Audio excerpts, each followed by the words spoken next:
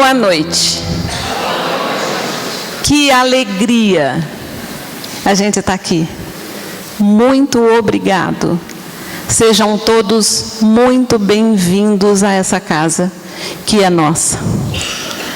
Solicitamos de vocês, por favor, mantenhamos os celulares desligados ou no modo silencioso, para que a gente possa aproveitar essa palestra. Nós gostaríamos de lembrar a vocês que os sanitários ficam localizados no final do corredor, ali naquele corredor. É só vocês se dirigirem lá, quem tiver vontade, logicamente, né? E aí, fiquem à vontade, tá bom? Temos outros sanitários também aqui, próximo à livraria. A gente agradece mais uma vez a vocês. E o bebedouro, também nós temos um aqui, perto da livraria. É com imensa satisfação que recebemos hoje cada um de vocês, para que juntos nós comemoremos o 58º aniversário da Associação Espírita de Estudos Evangélicos Francisco de Paula Vitor. O Paula Vitor, nome pelo qual carinhosamente é conhecido por todos os colaboradores e frequentadores, foi fundado nesta mesma data, em 4 de maio do ano de 1961. E graças à dedicação e empenho de todos os seus colaboradores e frequentadores, hoje nós estamos celebrando essa data nesse novo espaço. A casa cresceu. Nesse tempo todo, e cresceu bastante. E o desejo que motivou alguns poucos jovens, em 1959, se concretizou em 1961, e em 1965, a casa se fixou neste endereço. E desde então, com foco no estudo, na divulgação, na assistência espiritual e material, alicerçada na doutrina codificada por Kardec, se desenvolveu. E hoje, após tantos anos, a casa conta com mais de 500 postos de trabalho, o que compreende mais de 300 colaboradores. Semanalmente, transitam e se beneficiam das vibrações que esta casa oferece cerca de 1000 pessoas, entre assistidos e assistentes, em todas as faixas de idade. Só nos resta expressar a nossa gratidão a Deus, ao Cristo, à equipe espiritual e a cada um de vocês, por nos aceitar. Agradecidos somos, e tenho certeza que essa gratidão não é só minha, é de todos nós. Agradecidos somos à equipe espiritual por nos dar a oportunidade de sermos colaboradores nessa casa de oração. É só agradecer. Nós chamamos agora para a palestra, para a prece inicial, o nosso querido senhor Pedro Luiz Massaro, que é o presidente da área administrativa da associação.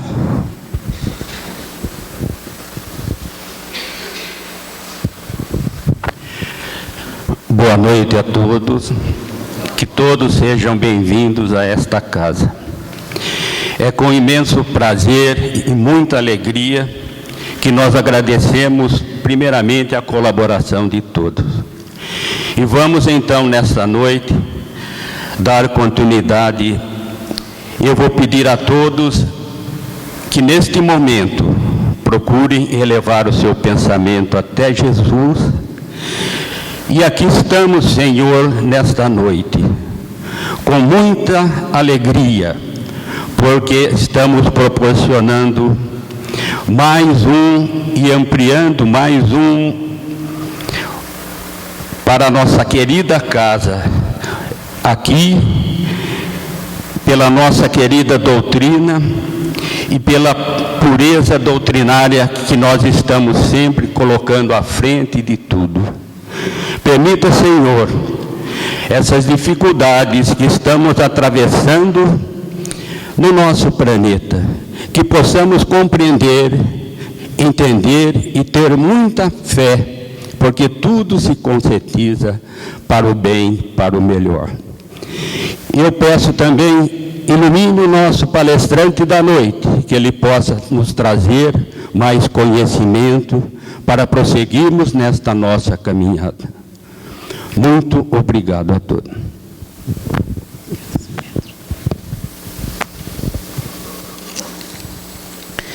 Agora, o momento que todos nós aguardamos ansiosamente, né? A palestra com o senhor Alessandro Vieira Viana de Paula. Alessandro Viana Vieira de Paula é juiz de direito, vinculado ao Centro Espírita Allan Kardec, em Itapetininga, São Paulo, onde reside.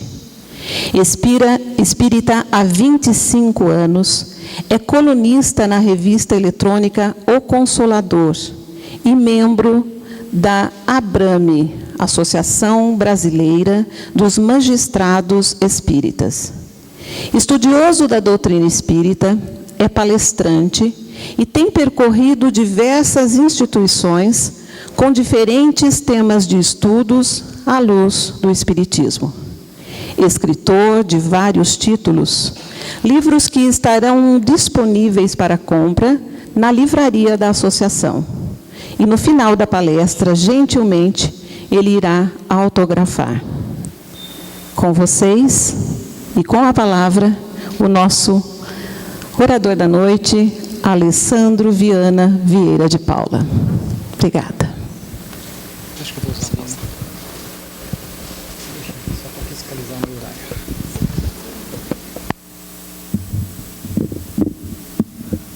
Bem, boa noite a todos. Só aproximar mais.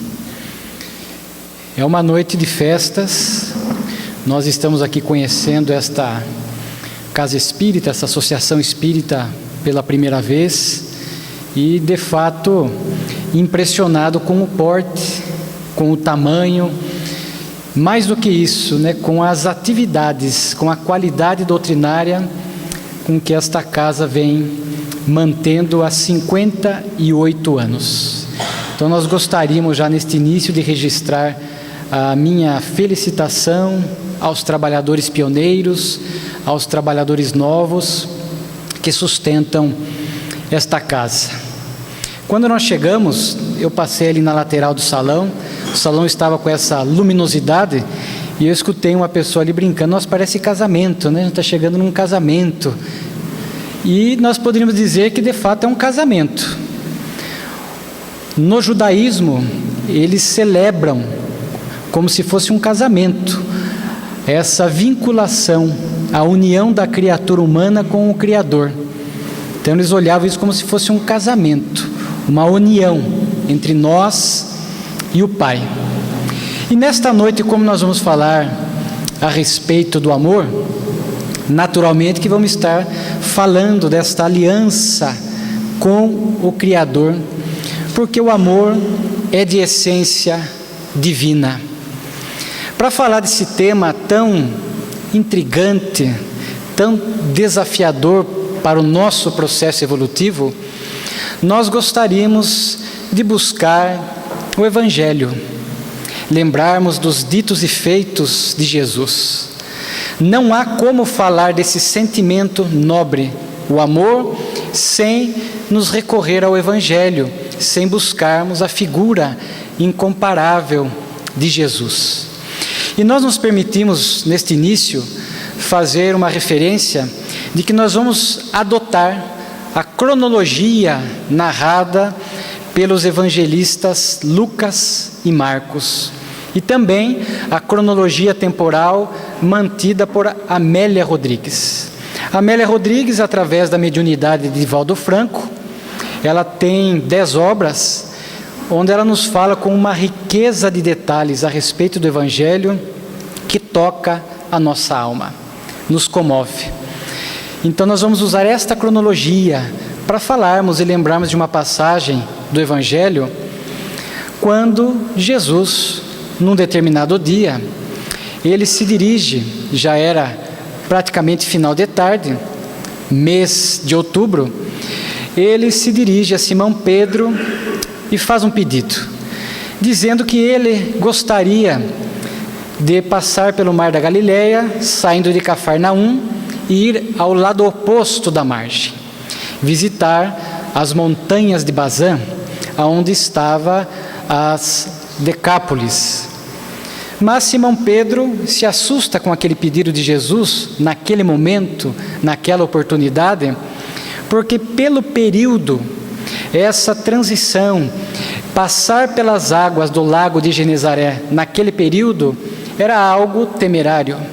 Os pescadores sabiam que era a época, eram 2 períodos do ano, e aquela era um dos períodos, aquele, em que de uma para outra hora, as águas se agitavam por conta das tormentas, por conta da mudança climática, de forma que os pescadores evitavam essa travessia, esta navegação pelo Mar da Galileia nos referidos períodos.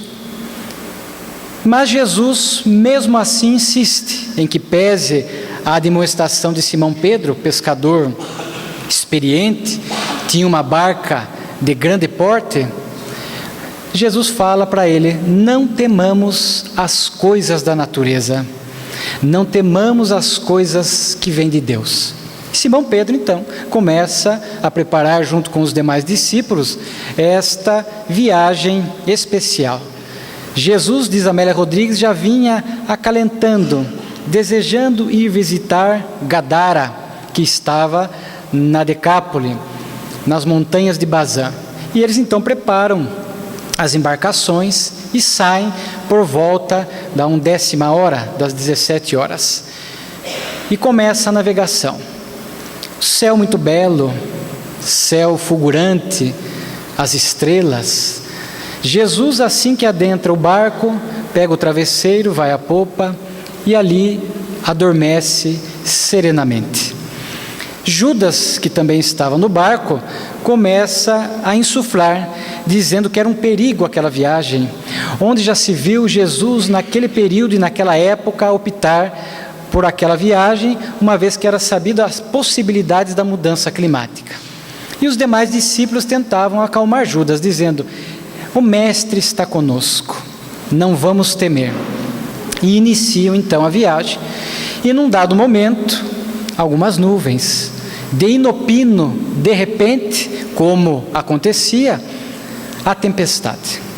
E os discípulos ficaram com receio de perecer, porque era uma tempestade de grande porte. Jesus adormecia tranquilamente, aquele sono das almas puras que trazem a consciência tranquila e o coração pacificado. Judas insiste, João vai até Jesus para despertá-lo: mestre, mestre, necessitamos de ti. Que foi? Veja a tempestade, vamos perecer, vamos morrer. Jesus então se levanta.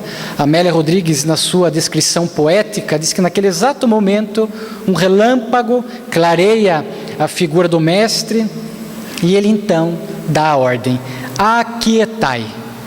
E a tempestade de imediato dissipa, voltando à calmaria anterior.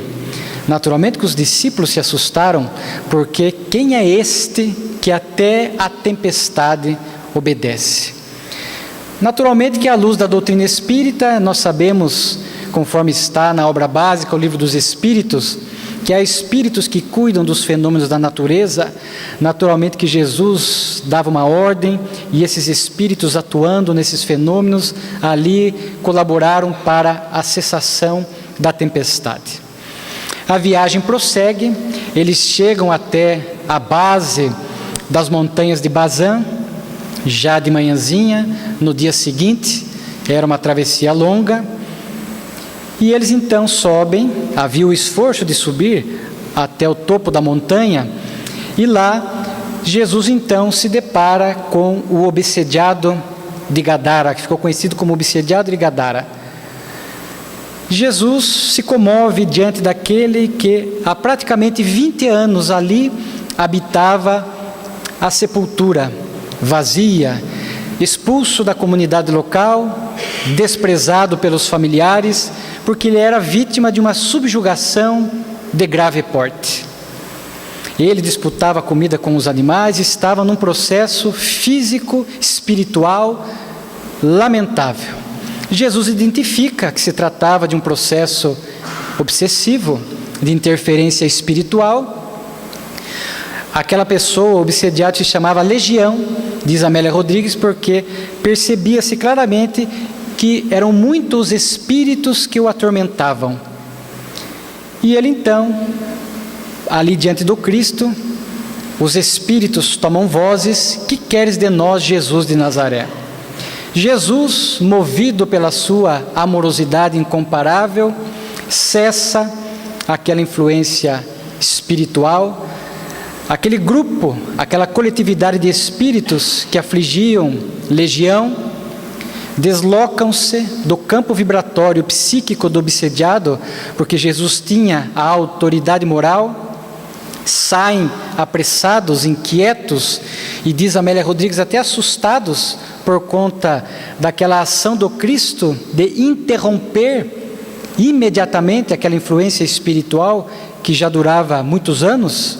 E eles saem, naturalmente que ali perto havia, pela suinocultura que se dedicavam os gadarenos, uma vara de porcos que se agitaram por conta dessa vibração deletéria, densa, desses espíritos primitivos. Não que os animais são médiuns, Kardec estuda essa questão em O Livro dos Médiuns, afasta essa possibilidade, mas porque os animais fazem registros anímicos, rudimentares. Sentiram aquela vibração densa, grosseira, agitaram-se, caíram do penhasco ao mar e pereceram. Jesus dirige-se à comunidade local e, por conta do referido incidente, como se dedicavam aos porcos, à cultura dos porcos, nem sequer ouviram Jesus. Jesus fazia menção de falar: nós não queremos te ouvir, volta de onde veio. Jesus, que nunca impôs nada a ninguém, respeita esta rejeição e com os discípulos faz o movimento de regresso, de retorno. E o obsediado, agora ex-obsediado, também é expulso, porque ele também é considerado corresponsável pela morte dos porcos. Ele faz menção de seguir Jesus. Jesus fala: por enquanto não, vai e narra por aí o que aconteceu contigo, para que eles saibam do que é capaz o Filho do Homem. Esse ex-obsediado, Legião, fica ali nas Decápolis, algumas traduções na Decápole ou Decápolis, e fala desse feito de Jesus, e depois vai procurar Jesus em Cafarnaum para seguir a sua mensagem. Quando Jesus faz esse movimento de regresso, de volta, e o barco já retornava a Cafarnaum, alguns gadarenos que foram até o penhasco: o que será que ele queria falar para nós? Quem era? Nós sequer demos oportunidade a ele de falar.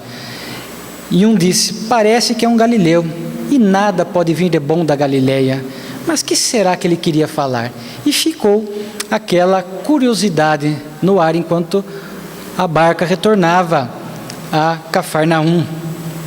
E quando chega a barca de volta depois da viagem, assim que o barco chega às margens em Cafarnaum, uma multidão já esperava Jesus, como era de praxe.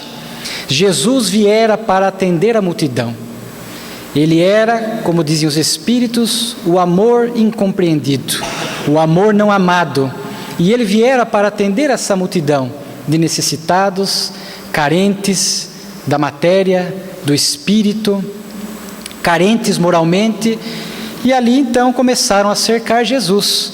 E uma das pessoas que procura Jesus, logo que ele chega ali, é Jairo, o chefe da sinagoga de Cafarnaum. Cafarnaum era uma cidade que tinha esse respeito, porque nas proximidades, ter uma sinagoga tornava a cidade já algo de especial. E Jairo, o chefe da sinagoga, estava com a sua filha de 12 anos, gravemente adoecida.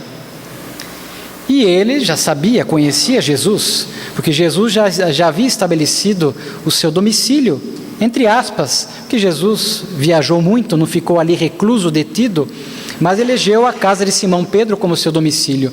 E Jairo já o conhecia. Mestre, minha filha está doente, o senhor poderia ir até minha casa? E Jesus então, junto com aquela multidão que o comprimia, foram caminhando à casa de Jairo. No trajeto, acontece aquele episódio extraordinário da mulher hemorroíça, que segundo Amélia Rodrigues, é Verônica, a mesma que quando Jesus cai, quando carregava a cruz, é aquela mulher que vem com o tecido de linho branco, uma toalha de linho, e passa na face de Jesus, que fica tingido por sangue, e ali fica marcado a face do Cristo. Segundo Amélia Rodrigues, é a mesma personagem, Verônica, ou Berenice, a mulher hemorroíça. Ela se aproxima, ela padecia de um fluxo sanguíneo há 12 anos, e conforme alguns sabem da tradição judaica, por conta desse sangue, ela era considerada impura. A mulher no ciclo menstrual era considerada impura, porque qualquer contato com o sangue alheio gerava esse processo de se tornar impuro, e haveria que se passar por um ritual de purificação. Então ela padecia desse fluxo, todos abandonaram, e ela, depois de 12 anos, movida pela coragem e pela fé, vai a Cafarnaum, nesse contexto que nós estamos mencionando, na multidão, a 2 passos de Jesus. Ela é movida pela coragem, toca a orla da veste do Cristo, que era bordado de uma linha azul, que tem um sentido para os judeus. Este bordado está no Antigo Testamento, era uma determinação para lembrar a lembrança das leis divinas que devem ser cumpridas. Então ela toca na orla, cessa o fluxo sanguíneo, ela entra em contato vibratório com o Cristo pela fé que portava, e de imediato ela é curada. E Jesus, tua fé te salvou. Ela volta à sua cidade de origem, Cesareia de Filipe, mas agora com a consciência atormentada, porque depois de ser curada por Jesus, de travar este contato com Jesus, ela já não poderia mais permanecer na inação, ela já não mais poderia permanecer a mesma pessoa, desprezando a vivência do amor. Abandona Cesareia e vai, à semelhança do ex-obsediado de Gadara, ser um daqueles que seguiriam Jesus durante todo o tempo em que ele ficou, a partir daquele momento do contato com Jesus. Jesus chega à casa de Jairo. Quando chega à porta, um dos parentes já saía dizendo a Jairo: não adianta mais o mestre entrar, ela morreu. Jairo então se entristece e diz a Jesus: mestre, tarde demais. E ele disse: não, ela dorme. E Jesus então adentra a casa com alguns discípulos, desperta a filha de Jairo, que estava, conforme nós sabemos, num processo de letargia, aparência de morte, porque se já houvesse a desencarnação e a ruptura dos laços que unem o espírito ao corpo, naturalmente que não haveria mais o que ser feito. Jesus não viera para ferir as leis de Deus, mas para cumpri-la. Então, ele, percebendo que era um caso de letargia, intercede, desperta a menina, dizendo, menina, levanta-te. A menina desperta, há festa na casa. Jesus diz, ela apenas dormia.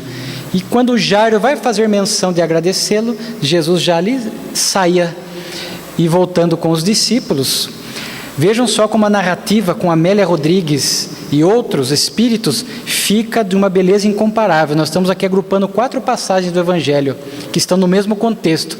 Diz ainda Amélia Rodrigues se naquele mesmo dia, conforme era hábito dos discípulos à noite conversarem com Jesus, às vezes tirarem dúvidas, questionarem sobre algo que aconteceu durante a jornada do dia, etc. Os discípulos chegam a Jesus e estavam impressionados com Gadara, que não ouvira Jesus, que expulsara Jesus, que preferira os porcos, a suinocultura, o interesse econômico em detrimento da mensagem de Jesus. E perguntam a Jesus, por que recusaram? E Jesus diz mais ou menos a ele, que Gadara preferiu os suínos, preferiu o interesse econômico, preferiu os atavismos do corpo, os interesses materiais, mas a mensagem do Pai não é imposta a ninguém, porque os discípulos poderiam perguntar, por que não insistiu? Por que não falou mesmo assim? Não. O reino de Deus, diz Jesus a eles, é oferenda do Pai. O Pai não impõe nada a ninguém. A mensagem do Pai chega a todos, sem exceção. A luz sempre chega às trevas, mas cabe a cada um fazer a opção de mudar a sua vida. E no final da conversa, sentados em torno de uma mesa de carvalho escuro e velho, Jesus finaliza dizendo, dia virá que o Evangelho estourará na terra e que o reino dos céus despertará no coração da criatura humana, de cada um. E aí ele finaliza, quando o indivíduo fizer a sua decisão pessoal libertadora. Decisão libertadora. Vejamos que essas passagens, conforme veremos, estão de alguma forma conectadas, não só temporalmente, mas por conta dessa decisão libertadora. Nós poderíamos perguntar, qual seria essa decisão libertadora que faz com que a criatura humana desperte dentro de si esses valores divinos que jazem dentro de nós, senão a decisão de amar.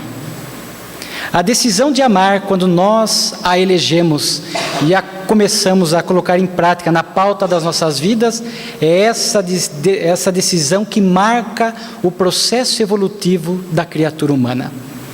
É claro que não conseguiremos amar em plenitude de uma para outra hora. O amor é algo que nós vamos construindo, etapa a etapa, dia a dia. Não são poucas as mensagens que vertem da espiritualidade maior, nos falando a respeito desse sentimento nobre. Amélia Rodrigues, nós poderíamos lembrar do próprio Francisco de Paula Vitor, na sua obra Quem é o Cristo, quando ele vai interpretar algumas lições do Mestre, ali nos falará a respeito do amor. A nobre benfeitora Joana de Ângeles, nos seus estudos da psicologia, para facilitar os nossos passos na terra, abordará com riqueza essa questão do amor. Por exemplo, e aqui nós só deixamos como sugestão, esta casa de estudo, certamente muitos se interessarão pela leitura, Amor, Imbatível Amor, Garimpo de Amor, o amor como solução. Na obra Conflitos Existenciais, capítulo 19, ela coloca o amor, não como conflito, a carência de amor sim, ou a sua distorção, gerando o conflito. Então, inclusive nessa última obra que nós trouxemos aqui, para ler um trecho ao final, Luz nas Trevas, em várias lições, ela vai bater nessa tecla do amor, do sentimento. Porque, diz ela, que Jesus veio nos falar a respeito da superioridade do amor, que desperta em nós os pensamentos nobres, as sintonias elevadas, as condutas pacificadas. Não há, no processo evolutivo, outro caminho senão amar. Nós, espíritos em evolução, podemos retardar, podemos dificultar, podemos interpretar equivocadamente que existem essas distorções do amor. Mas o fato é que, porque o reino de Deus está dentro de nós, cedo ou tarde, nós iremos reconhecer a grandeza da mensagem do Cristo. a grandeza, a revolução do amor que ele veio trazer à terra. Ninguém antes dele havia falado e vivido o amor como ele. Certamente que outros missionários que reencarnaram na terra antes dele, do mestre, falaram do amor. Não era algo inédito naquele momento da terra. Encontraremos no Antigo Testamento, mas com a vivência que ele deu, com a amplitude que ele deu, não havia. Muitos falavam do amor ao Criador, falava do amor ao familiar, do amor ao próximo, alguns aos estranhos, mas não se havia falado a respeito do amor aos inimigos. E Jesus não apenas falou do amor aos inimigos, mas, entre aspas, vivenciou, não que Jesus tivesse inimigos, ele fosse o causador da inimizade, da contenda, mas muitos, por não entender a sua mensagem da superioridade do amor, porque pigmeus morais, não entendendo a grandeza do Cristo, ao invés de fazer o esforço de se igualar, ou fazer o esforço de caminhar na direção dele, atiram pedras. Então, na crucificação, por exemplo, Jesus diz: Pai, perdoa-os, porque eles não sabem o que fazem. Jesus falava àqueles que ali estavam, falava aos sacerdotes, aos fariseus, falava àqueles que estiveram ali na hora da votação, Barrabás, Jesus, numa obsessão coletiva e optaram por soltar Barrabás. Jesus estava demonstrando a grandeza do amor. Judas, que o traíra e entregara aos soldados com o beijo na face no Monte das Oliveiras, conforme nós sabemos, Jesus compreendia, amava em plenitude, tanto que Amélia Rodrigues narra que logo depois de despertar, claro que de imediato, sem nenhuma dificuldade, um espírito puro como Jesus, uma das primeiras ações do Cristo no mundo espiritual é de visitar Judas das regiões inferiores. Lá, movido pelo amor, sem nenhuma mágoa, entendendo a fraqueza moral do companheiro Judas. Então Jesus viveu o amor na sua plenitude, falou do amor na sua plenitude. E é essa mensagem do Cristo que tem que ecoar em nossas almas, que naturalmente o Espiritismo repete, por ser o cristianismo redivivo, vem exaltar a grandeza do amor. Quando nós vamos nas obras básicas de Kardec, na obra O Livro dos Espíritos, as leis morais da vida, lá vamos encontrar, a lei de justiça, amor e caridade, o amor, justiça e caridade. Então ali há um tópico a respeito do amor, da grandeza do sentimento.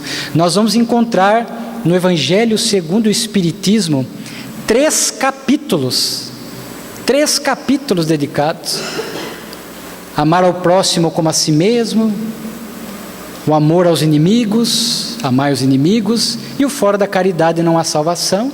A caridade, o amor em ação, o amor proativo, o amor sendo exercitado.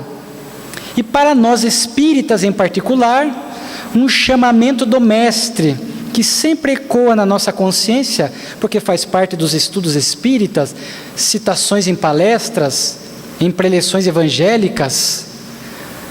O Espírito de Verdade, que é Jesus, no capítulo 6, Espíritas, amai-vos, Espíritas, instruí-vos. Então essa primeira parte, Espíritas, amai-vos, é um convite incessante para a nossa transformação moral. Na atualidade, trazendo a mensagem do Cristo para os nossos dias atuais, para este período de transição planetária complexo, desafiador que nós vivemos, nós poderemos e vamos encontrar uma faixa de pessoas que se assemelham aos gadarenos, que preferiram os suínos, e aqui os porcos, a simbologia dos porcos, os suínos, a imundície da matéria, chafurdam-se nos vícios, o interesse econômico material, e muitas vezes preferem nem ouvir a mensagem do Cristo. Nós encontramos hoje pessoas que se faz o convite para a vinda ao templo religioso, qualquer templo, a pessoa parece que traz esse distanciamento. Muitos não querem ouvir o chamamento do Mestre, não querem ouvir falar do amor, porque sabe da responsabilidade, sabe do desafio, sabe do esforço que terão que fazer para modificarem-se, e preferem, neste momento da evolução, não fazer esse esforço. Estão retardando o seu processo evolutivo. Então há muitos que nem querem ouvir Jesus, Evangelho. Há outros que, embora estejam presentes no templo religioso, muitas vezes estão movidos pela formalidade, pela pressão social, pela cobrança familiar, e ali estão sem permitir que os seus corações penetrem o ensinamento do Cristo, sem a preocupação de trazer a mensagem do amor para a sua vida, para o seu cotidiano. Porque amor, quando a gente fala assim, a mensagem do amor, parece algo muito teórico, muito abstrato, mas, na verdade, é algo que tem que espraiar-se pela nossa vida e fazer com que as nossas condutas, por mais singelas, pequenas, simplórias que sejam, o amor ali tem que estar presente. É um exercício. Mas muitos preferem fazer vista grossa. Muitos preferem viver o materialismo, a sexualidade, as paixões. Há muitas distrações na vida moderna. Hoje, esses espíritos que não querem se comprometer com a mensagem do Cristo, vivem então distraídos, vivem conectados em outras coisas que não dizem respeito ao seu processo evolutivo, à sua transformação moral. Vivem, portanto, porque todas as vezes que nós fazemos o movimento de fugir, ficar nas trevas, ficar paralisado no processo evolutivo, alimentando o egoísmo, o orgulho, a sensualidade, os vícios, naturalmente que nós vamos ali potencializando as carências da alma. Enquanto nós não reconhecermos que o amor é o grande medicamento para as nossas almas, ali nós ficaremos com este vazio, com esta inquietação. Vimos agora, há 1 mês e pouco, 2 meses atrás aproximadamente, e é um fenômeno que se repete não só no carnaval, mas infelizmente se repete diariamente, mas o carnaval escancara isso um pouco mais, a questão da sexualidade, a sensualidade, a nudez. Nós vemos ídolos, artistas, pessoas de renome, conhecidas na mídia, que trazendo essas carências da alma, esse vazio existencial, porque a ausência do amor gera depressão, gera vazio, perda do sentido de viver, abre mecanismos obsessivos, fomenta o suicídio. E esses então, trazendo esses vazios, essas carências da alma, muitas vezes vão tentar chamar a atenção ou preencherem-se através do destaque na sexualidade. É comum de ver esses artistas, muitas vezes esquecidos momentaneamente, e aparecem na internet ou na mídia, aparecem com uma nudez total, nudez parcial, chamando a atenção nesse aspecto, porque sentem necessidade do reconhecimento social. E se não o fazem pelo bem, acabam fazendo por esses mecanismos. São as carências da alma, essa necessidade de aceitação, de reconhecimento. Eu trabalho há muitos anos na Casa Espírita com atendimento fraterno, e não são só os artistas e os ídolos. Este processo acontece também para as pessoas comuns, para muitos de nós, que somos portadores desses vazios da alma. No atendimento fraterno, as pessoas ali comparecem, falando dessa angústia. Muitas não conseguem nem pontuar, às vezes, descrever com detalhe. É um vazio, é uma sensação de tristeza, é um amolentamento, é uma vontade de não estar vivo. De não estar vivo. São as carências da alma, porque o indivíduo ainda não percebeu a grandeza do amor, a grandeza do bem, a grandeza da conduta nobre. Então vemos esses que caminham. Aliás, para homenagear esta casa, citando Francisco de Paula Vitor, na obra Quem é o Cristo, que eu me referi, ali ele vai justamente interpretar uma passagem do Evangelho de uma forma diferente, que é aquela: Pai, perdoa-os, porque não sabem o que fazem. Ele traz esse porque não sabem o que fazem. E muitos estão hoje, diz Francisco de Paula Vitor, transitando aqui na Terra sem saber o que fazer, para onde ir, para onde rumar. São verdadeiros andarilhos, não tem meta, não tem ideal, não tem brilho nos olhos. É esta opção pelos suínos, é essa opção pelos vícios, pelo vazio, pela indiferença, pela acomodação, pelo mal, nos seus variados espectros, e vão alimentando estas angústias e estas inquietações, e vão buscando o que alguns psicólogos chamam, Joana de Ângeles adverte, as distrações da vida moderna. Ao invés de identificarem a real causa que Jesus nos apresentou, a causa de tudo está no espírito, é moral, e fazer um planejamento de mudança, vão buscar as distrações do mundo, o prazer, a volúpia do prazer, os instintos asselvajados, as compras em exagero. Há um orador espírita, Sérgio Lopes, numa palestra ele fala a respeito dessa questão da potencialização do prazer, porque muitos transitam, porque ainda não reconheceram e não vivem o amor, muitos para aplacar, acalmar essas inquietações da alma, esta sede de amor, que muitas nem sabem que é, diz ele que vão buscar essa potencialização do prazer, porque para preencher essas carências, e não preenche, porque esses prazeres comuns ou potencializados são de duração efêmera, passageira, logo está no dia seguinte, no momento seguinte, nos minutos seguintes, lá está a alma, ainda adoecida moralmente, ainda infeliz, ainda inquieta, ainda desgostosa com a vida, porque não aprendeu a amar, não reconheceu o medicamento que é para as nossas almas, o amor.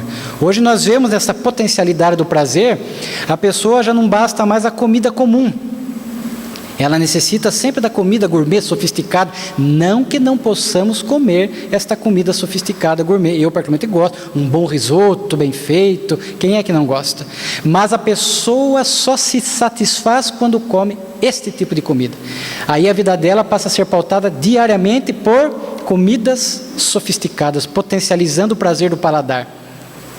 Músicas barulhentas, já não basta, mas tem que ser ruidosa, barulhenta, potencializar a música, esses ruídos que mais inquietam do que acalmam.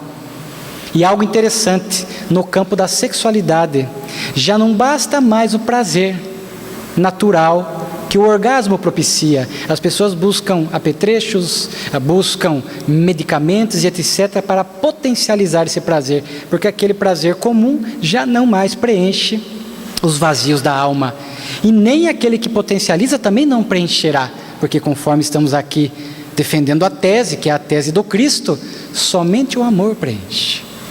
Então vivemos esse momento, né? Nós destacamos aqui a questão da sexualidade, porque é algo que predomina no comportamento da criatura humana, essa busca, os jovens, cada vez mais jovens, eu trabalho na minha área da infância e da juventude, você vê o jovem buscando as experiências sexuais, cada vez 12, 13 anos, namoro, hoje em dia a gente nem sei se tem namoro ainda, né? Mas enfim, é um relacionamento curto, de poucos dias, ou de um dia, já partindo para a busca do prazer.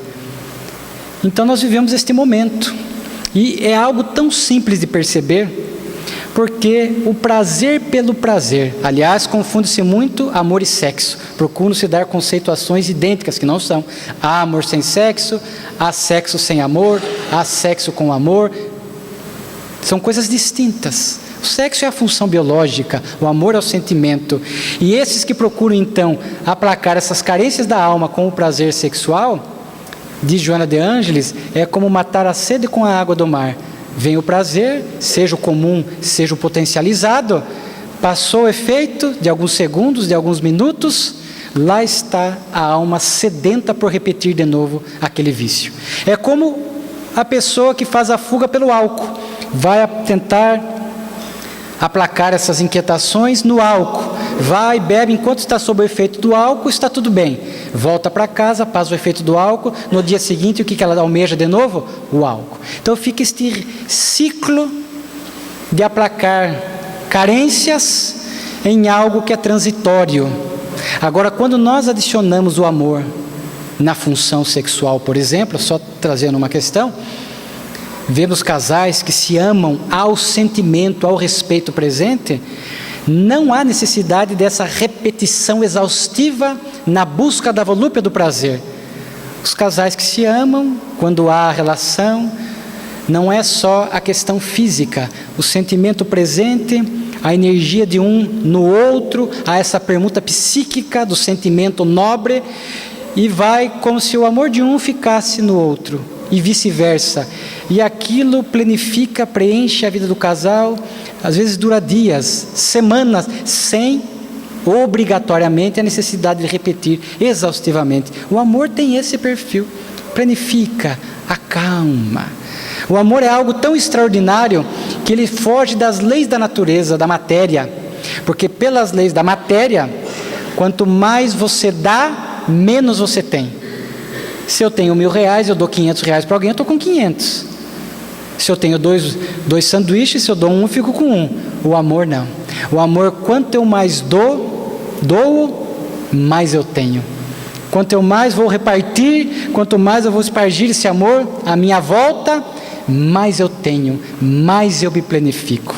O amor, de fato, é algo extraordinário, que tem movido a ciência, os psicólogos a estudá-lo. E hoje nós vamos identificando que quando nós vamos movimentando esse sentimento nobre, nós vemos que o amor faz com que, porque é uma ação do espírito que repercute no corpo, o cérebro emite endorfinas, dopaminas, na dosagem exata, para que a gente possa registrar o bem-estar, a felicidade. Quando nós temos um gesto de amor, por exemplo, a caridade, que é o amor em ação, nós vamos a um trabalho voluntário e promovemos a caridade, movimentamos o amor, ali estamos com o coração. Logo após a tarefa, advém esta endorfina, esta dopamina psíquica, espraia-se, gerada pelo amor, e advém aquela satisfação física, emocional e espiritual, que realmente traz benefícios para nós, porque ficamos nesse estado de calmaria, de paz, de tranquilidade, de dever cumprido, fazendo com que a gente possa depois, como Jesus, pegar o travesseiro e dormir serenamente. Se não houver, é claro, nenhum problema médico que causa alguma problemática na área do sono, mas normalmente a consciência tranquila nos faz adormecer. Diz a benfeitora Joana de Ângeles, na obra Luz nas Trevas, que nas grandes conquistas, na raiz de muitas conquistas da humanidade, está o amor como causa base, como causa essencial. Ela cita, por exemplo, Cristóvão Colombo, que por amor à navegação e acreditando que na região oeste havia terras, até porque diz ela que em experiências transatas já havia passado, e ali trazia na sua memória espiritual esta certeza de que havia terras por aquele lado, amando a navegação, pega o barco e naquelas águas do oceano, sem nenhuma expectativa, naquele momento, enfrentando as intempéries de uma viagem em alto mar, chega e descobre a América. Cientistas que se dedicam muitas vezes a vida toda ou parte da vida para descobrir medicamentos, descobrir procedimentos que salvam, que curam, movidos por esse ideal de trazer bênçãos à humanidade, por amor. Horas a fio dedicam, às vezes não se casam, às vezes trabalham 18 horas por dia, neste afã de trazer e melhorar a vida na terra, movidos por amor, como tantos Pasteur e outros. Ela nos fala de Francisco de Assis, o amor. Talvez após o Cristo, dizem alguns espíritos, o maior amor que a terra já viu. O amor ao próximo, o amor às plantas, aos vegetais, o amor aos animais e o amor à criatura humana, com uma simplicidade, com uma doação impressionante. Então, vejamos só o amor como força motriz das nossas vidas. Aliás, é tão interessante essa questão da força, do amor, porque existe uma carta, que Joana de Ângeles, é a primeira vez que eu ouvi Divaldo citando, Depois encontro neste capítulo 20 da obra A Luz nas Trevas, de Joana. Porque alguns historiadores não aceitam, mas como Joana está citando, naturalmente nos dá a convicção de que é verídico. A carta de Albert Einstein à sua filha Liesel. Albert Einstein, uma das maiores inteligências que se tem notícia. Ele, conforme fala de alguns documentários, em relação a essa filha Liesel, ele foi um pai meio ausente, distante.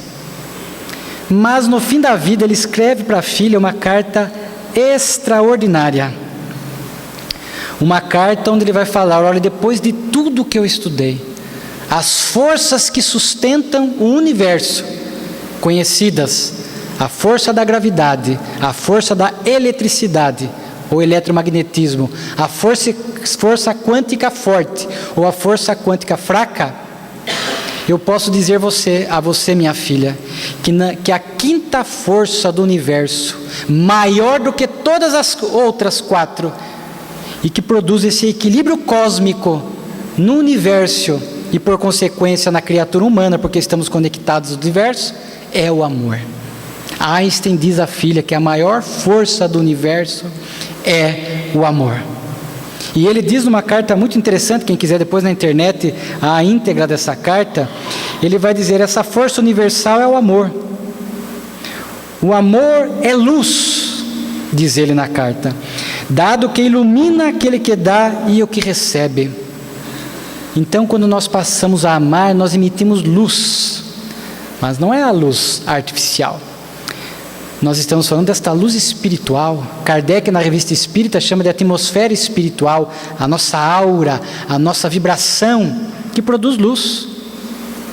Se os seus olhos forem bons, todo o teu corpo terá luz. Se os nossos olhos, movidos pelo amor, ou seja, tiver essa visão amorosa do próximo, de compaixão, de socorro, o corpo terá luz. Que corpo? O corpo espiritual, que quando passa a vibrar nessa dimensão do amor, as suas células perispirituais, agora em alta frequência, conforme diz André Luiz na obra Evolução em Dois Mundos, emite essa luminosidade. Por isso que vemos a narrativa dos espíritos: quanto mais evoluído é o espírito, mais luminosidade ele tem.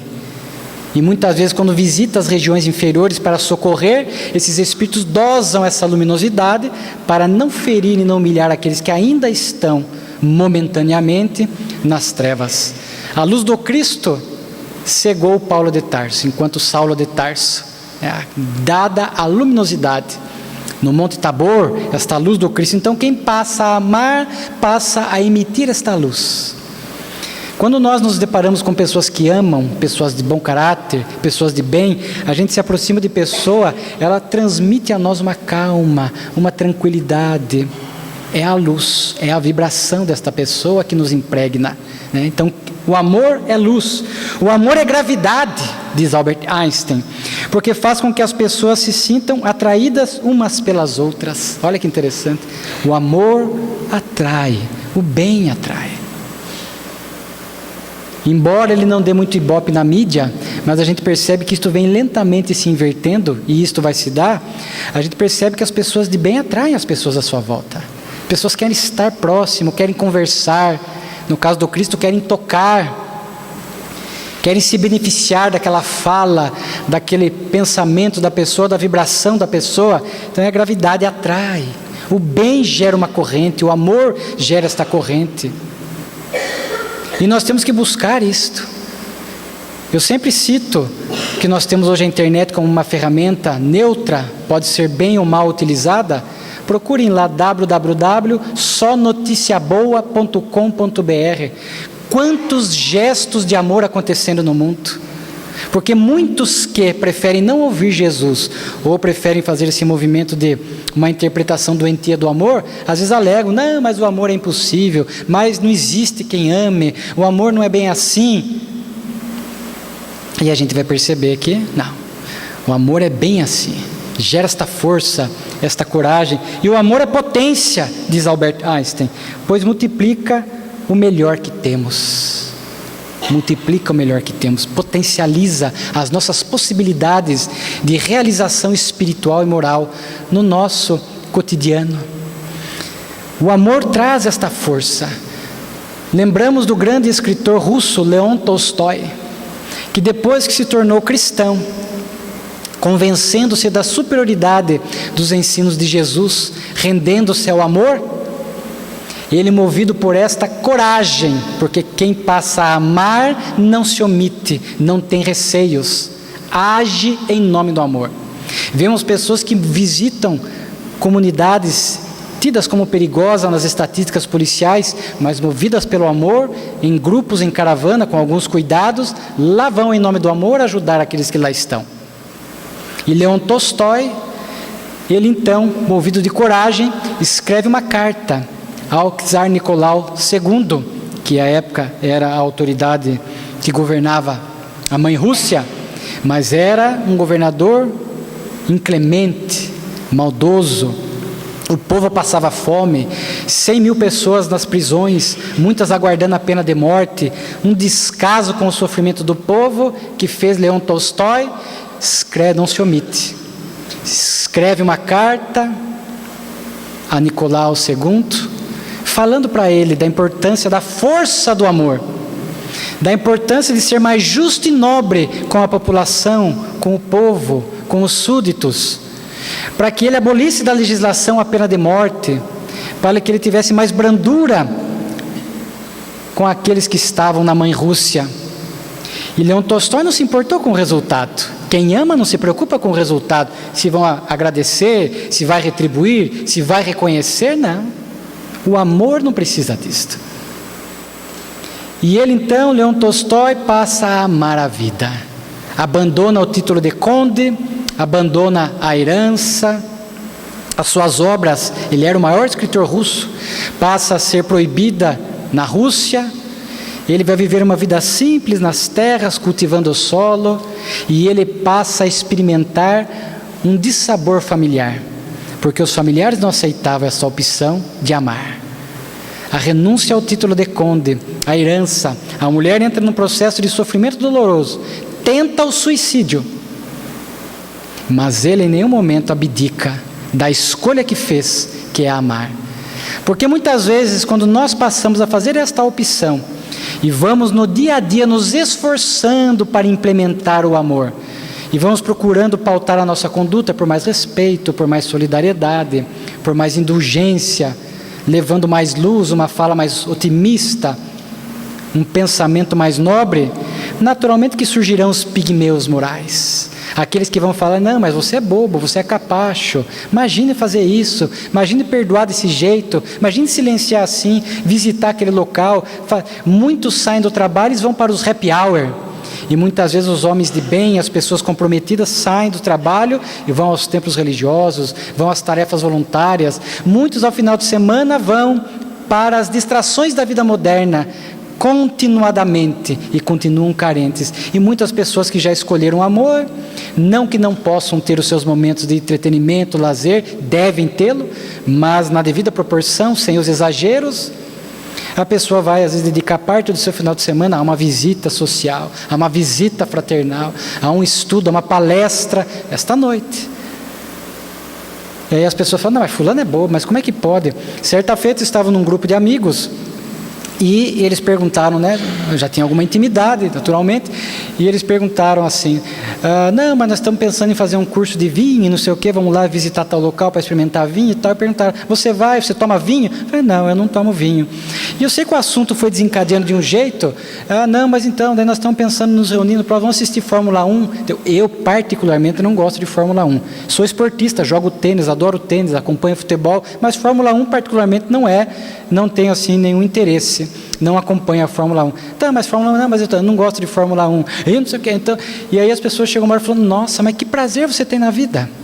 Que as pessoas às vezes olham o homem de bem, aquele que está se esforçando, nós que estamos nessa caminhada, acham que a pessoa não tem alegria, porque estão acostumados com essas alegrias transitórias, passageiras do mundo, mas nós estamos em busca desta felicidade que o amor proporciona, que é estável, que é duradouro, que só aumenta, só potencializa, para que nós possamos transitar neste momento difícil da Terra em clima de paz. Então Leon Tolstói, a coragem dele, o desafio da família, muitas vezes na própria família nós vamos encontrar esta resistência. Nossa, mas já vai lá de novo, mais e não sei o quê, mais... Então, naturalmente que, falando ao espírito em particular, nós vamos com um jogo de cintura, administrando isso. Nós temos que fazer esse movimento, é um tema para um outro assunto, mas nós não podemos também nos distanciar da esposa, do marido. Ficamos só cuidando dos interesses espirituais e o outro não quer, e às vezes nós vamos nos afastando e gera uma ruptura conjugal, que muitas vezes está fadado à separação. Então o espírita vai mantendo os seus compromissos morais, continua amando, e se tem um cônjuge mais materialista, mais indiferente, faz esse movimento de aproximação também, para às vezes sair para um jantar, vamos à festa de casamento, vamos a baile, às vezes o outro que é mais materialista, e nós que somos mais espirituais, vamos dançar. Espírita dança, viu gente? Espírita dança. Aí nós vamos dançar um pouco, nós vamos atender às carências materiais do outro, claro que sem chafurdar moralmente, não ir para os vícios, para as coisas perturbadas, naquilo que é possível ceder e conciliar em nome da harmonia familiar e conjugal, porque às vezes, olha, há espíritas que vão ficando chatos. Seu casamento não vai em show, não vai nisso, não sai jantar, não sai almoçar e não sai nada. Aí vai gerando uma ruptura familiar difícil de conciliar. Então nós podemos amar, vivenciar o bem, atender o chamamento do mestre, mas também amar aqueles que estão perto de nós e que muitas vezes, como os Gadara, estão preferindo a suinocultura, outros interesses, mas nós vamos ali atendendo, amando, orando, falando e dentro do que é possível convivendo também, atendendo essas questões materiais sem nos chafurdar, sem nos complicar moralmente. É um desafio amar. É este o desafio na convivência com o outro, na convivência profissional, daqueles que têm atitudes desonestas, daqueles que muitas vezes são pessoas que trabalham e são amargas, são pessimistas. Quem ama tem alegria, quem ama tem que levar sua luz. Agora com essa mudança da Previdência aí, que nós vamos ter que trabalhar até os 65, o que... opinião pessoal, sem nenhuma conotação partidária, o que eu acho muito justo, o que já acontece em muitos países, né? É claro que resguardado algumas profissões, insalubres, mais difíceis, assim, genericamente falando, nós não podemos mais, em pleno 2019, com qualidade, expectativa, com 80 anos, nós não podemos mais achar que vamos aposentar com 50, 52, 53, né? E eu até falo porque eu sou um grande prejudicado. Eu tenho hoje 29 anos de Tribunal de Justiça, 46 anos de vida, de idade. Pelas regras que estão se apresentando na idade mínima de 65, eu vou ter que trabalhar mais 19, ou seja, quando chegar lá, eu vou ter 49 anos de serviço público para aposentar. E vamos lá, quem ama vai com alegria. Então o trabalho é um desafio, que você vai encontrar aquele que é amargo, vai falar, nossa, vai mudar a reforma da Previdência, vou ter que trabalhar mais 10 anos. Aqueles que chegam e reclamam de salário, e reclamam, criam um ambiente amargo, hostil. E o amor nos conclama a este desafio de chegar com alegria, não entrar em sintonia com esse pessimismo, com essa reclamação vigente. Se é uma reclamação justa para a melhoria do trabalho, perfeitamente. Mas nós vamos vivendo, encontrando às vezes resistência. Mas diz Joana de Ângeles que quando nós passamos a esse desafio de amar e procurar a implementar esse sentimento, porque conforme nós falamos amor em plenitude, nós vamos construindo, nós vamos treinando na obra Garimpo de Amor, ela diz isso. E olhando o processo reencarnatório, o espírito imortal, naturalmente que nós temos tempo, então nós vamos partindo. O amor no primeiro momento é como respeito, e assim como solidariedade, como amor pleno, e assim são os passos, os degraus do amor. Mas nós vamos já, na atual reencarnação, fazendo esse esforço para amar quanto mais. Porque o amor, com toda esta força que Einstein fala, a coragem de Leon Tolstói, esses desafios da vida moderna, das convivências com as pessoas complicadas, mas nós vamos aprendendo que realmente o amor é este calmante da alma. É este medicamento da alma. Quando nós citamos aqui aquelas passagens do Evangelho, vejam que é o amor, é o sentimento que vai nos dar força moral para experimentar as tempestades da vida. De inopino, como aconteceu no Lago de Genezaré, de um para outro momento, as nossas vidas às vezes mudam, surge um desafio, um desemprego, uma doença, etc. No mundo de provas e expiações, é natural essas intempéries surgirem de uma para outra hora. Se eu estou nas distrações do mundo, nas carências da alma, naturalmente que eu não encontro força e resistência para lidar, me desequilibro, me perturbo. fácil a depressão, etc. O conflito psicológico ou os conflitos. Agora, se eu estou nesse processo de vínculo religioso, de conexão com Deus, estudando as leis divinas, este esforço por ser uma criatura melhor, Kardec bem o disse, o esforço por ser uma criatura melhor, por amar mais a cada dia, essas tempestades nos colhem, mas nós vamos ter mais resistência.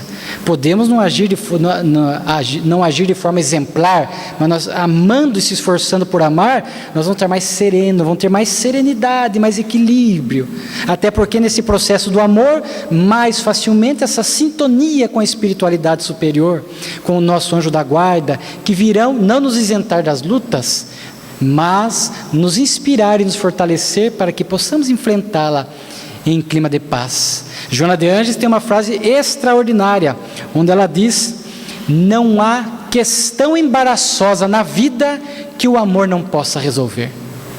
Olha só, não há questão embaraçosa, não há dificuldade que o amor não resolva na nossa vida. Não há.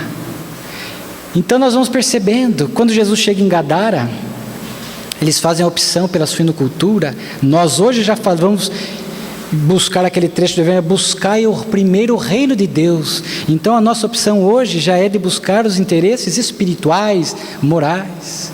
E amando, não caímos nas malhas obsessivas, conforme o obsediado de Gadara, que após cessar a obsessão e falar um pouco nas Decápolis, vai a Cafarnaum e passa agora a amar.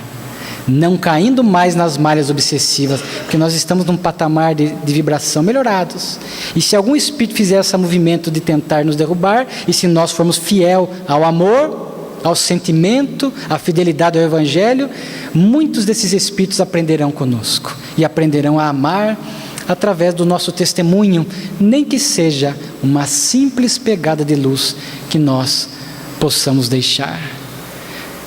A mulher hemorroíça, a coragem de amar. E depois de tocar Jesus e voltar para Cesareia, ela fica lá algum tempo e ela percebe que a consciência a incomodava. Não, preciso fazer algo mais, preciso amar. E vai seguir Jesus. Quando nós ouvimos as lições libertadoras do Evangelho, se nós não fizermos essa opção pelo amor, pela transformação moral, vai ficar essas inquietações, essas culpas nos corroendo com prejuízos diversificados de acordo com a estrutura espiritual de cada um. Ela, com essa consciência de culpa, depois de um tempo vai, procura Jesus e passa a amar. Então precisamos dessa coragem para passar a amar, porque feliz é aquele que ama e não é aquele que é amado. Porque numa das distorções do amor é justamente isto, achar que feliz é quem é amado, feliz é quem ama. Se há a resposta, ótimo, mas não há necessidade de que haja. Jesus era feliz por amar, muitos são felizes por amar. E a letargia da filha de Jairo, porque muitos na terra hoje transitam nesta letargia moral. Andarilhos, conforme dissemos, sem saber, ou Francisco de Paula Vitor, como diz, sem saber o que fazer, para onde ir, sem meta, se complicam, comprometem-se, envolvem-se com desvio de dinheiro, desvio de verba pública, vão para os vícios, para a droga, para a criminalidade, para o materialismo, ou para a inércia, a indiferença, que também é um complicador no processo evolutivo, despertar da letargia. O Espiritismo vem revigorar o Evangelho, o cristianismo redivivo, relembrá-lo, a fim de que nós possamos sair desta letargia moral, desta morte, esta morte em vida. Aliás, Charles Chaplin tem uma frase notável, porque ele diz: aquele que morre, não aquele que deixa de viver, mas aquele que deixa de amar. Charles Chaplin: morre não aquele que deixa de viver, mas aquele que deixa de amar. Então muitos estão mortos, reencarnados nesta letargia, porque não amam, não perceberam o caminho que deve ser seguido, que é um caminho, conforme conversamos com muitos, atendimento fraterno, falando aqui, parece fácil, não é um caminho fácil. É o único caminho, mas não é um caminho fácil. É um caminho a exigir de nós disciplina, oração, fortalecimento, comprometimento. Cair, levanta e prossegue de novo. Caiu, falhou, segue, levanta novamente e prossegue com este desafio de a cada dia amar mais. Falando desta força do amor, nós não poderíamos deixar de, na nossa fala final aqui de encerramento, já que no início exaltamos os 58 anos da Associação Espírita aqui de Francisco de Paula Vitor, nós gostaríamos também de lembrar algo que nos remete ao exercício do amor. Amanhã, dia 5 de maio, o nosso grande Divaldo Pereira Franco, completando 92 anos de vida. Divaldo Pereira Franco, está saindo um filme, inclusive agora, a respeito da sua biografia. Divaldo Pereira Franco é este retrato da força do amor. Percalços, nunca desistiu, fiel ao Cristo. Agora, recentemente, a gente tem a oportunidade de desfrutar um pouco do convívio com o Divaldo, em alguns momentos. Cadeira de roda por alguns problemas aqui na coluna, no quadril. Mas não cessa, não diminui o ritmo. O baianinho lá é difícil. É um amor que é uma luz, é uma gravidade, é uma potência que é algo extraordinário. Então, Divaldo é um desses que nós podemos falar. Força do amor. A alegria de viver que ele tem, o amor que ele tem, a doação, a renúncia, é algo que tem a oportunidade de assistir uma palestra, conviver, conversar, trocar algumas impressões, é algo que contagia. Então nós não podíamos deixar de falar da força do amor sem lembrar desse trabalhador missionário. Portanto, nesta noite agradável, nós gostaríamos de deixar esse convite a todos nós, para refletirmos um pouco mais a respeito do amor. O quanto tem faltado em algumas atitudes, em algumas escolhas, onde já está presente, onde precisa ser fortalecido no nosso dia, nas nossas relações humanas, na nossa afetividade, que diz respeito a esta relação com o próximo, que possamos cada um nesta noite reflexionar a respeito da força do amor. Refletir um pouco sobre a própria vida. Deus não tem pressa. Amar é bom para nós. Aliás, trouxemos algumas obras. A última obra de Raul Teixeira, lançada agora há pouco tempo. Acabou de sair do forno. Raul Teixeira lança a obra O Tempo de Deus. O Tempo de Deus. O tempo de Deus é eterno, é absoluto, não há pressa. Somos almas imortais. No tempo de Deus, diz o Espírito Camilo na introdução da obra, no tempo de Deus, há sabedoria, há felicidade, há esperança, há amor. No tempo de Deus, há amor. O amor é de essência divina. O amor em ação é o Criador dentro de nós. Neste tempo de Deus, almas imortais, teremos infinitas possibilidades de amar, mas o quanto antes, quanto maior o esforço, naturalmente que antes nós começamos a colher esta plenitude, esta felicidade, estas endorfinas e dopaminas psíquicas que nos preenchem essas carências e nos fortalecem para os desafios da vida. Quanto antes, mais rápido o resultado. Mais podemos nos beneficiar do amor nesse sentido espiritual e mais podemos espargir este amor à nossa volta, convidando outras criaturas humanas para que também possam reconhecer essa grandeza do amor. Então aqui nós deixamos o nosso abraço, o nosso carinho, a nossa gratidão, para que possamos refletir sobre o tempo de Deus, sobre o amor, sobre as nossas vidas, sobre os desafios, sobre a mensagem do Cristo, a fim de que possamos deixar de ser andarilhos para sermos peregrinos, porque hoje nós olhamos adiante e sabemos, somos almas imortais em processo de melhoria, de superação, e que a meta, o caminho, o único que Jesus nos apresenta é o amor. Fiquemos em paz. Muito obrigado.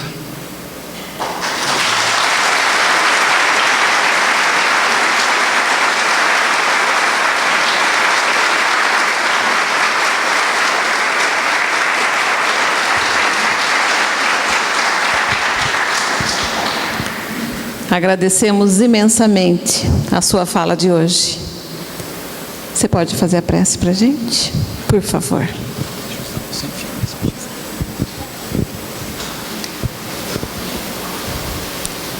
Mestre querido, nesta noite especial, em que celebramos o aniversário desta casa espírita, gratificados pela tua mensagem, que nesta noite ecoou em nossos ouvidos, em nossas almas. Que tu possa nos abençoar, nos abraçar espiritualmente, que possamos visualizá-lo neste momento com o seu olhar sereno, aqueles olhos azuis, nos olhando com uma amorosidade profunda, como o verdadeiro médico das nossas almas, das nossas vidas, e pudesse caminhar em nossa direção lentamente, e pudesse nos abraçar, irradiando luz por conta do teu amor incomparável, imenso. E à medida que sentimos nesta prece o seu abraço, a sua luz, o seu amor pela humanidade, possamos nos sentir mais fortalecidos e capazes de colocar em prática a vivência do amor no nosso dia. Ampara-nos, Mestre querido, pastor das nossas vidas. Inspira-nos sempre, para que possamos dar conta desta empreitada espiritual na atual reencarnação. Abençoa os frequentadores, os trabalhadores desta casa, para que ela continue sendo este hospital e escola de almas, instruindo as criaturas humanas que a procuram, em busca do Evangelho, em busca das lições imortais da veneranda doutrina espírita, abençoando os trabalhadores, os frequentadores, para que sintam-se sempre acolhidos pelo amor que vige nesta casa, e sentindo-se tocados pelo amor, possam voltar nesse processo contínuo do progresso, do aprendizado. Que a tua frase possa continuar em nossos corações como um convite sem cobrança, mas um convite amoroso, para que possamos despertar logo e possamos amar. Que a tua frase fica conosco: espíritas, amai-vos, espíritas, instruí-vos. E abraça-nos novamente, para que possamos sair daqui em clima de paz. Que assim seja.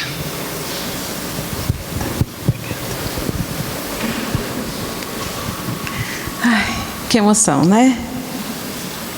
Em nome da diretoria da associação, aqui da nossa casa, Paula Vitor, nós agradecemos imensamente a presença de todos, a presença de cada um de vocês. Agradecemos todos aqueles que de alguma forma contribuíram para que esse evento se realizasse. A todos vocês, a nossa gratidão. Que Jesus, em sua infinita bondade, os abençoe sempre. Muito obrigada. Que sigam em paz e que tenham um excelente final de noite. Obrigada, gente. Obrigada.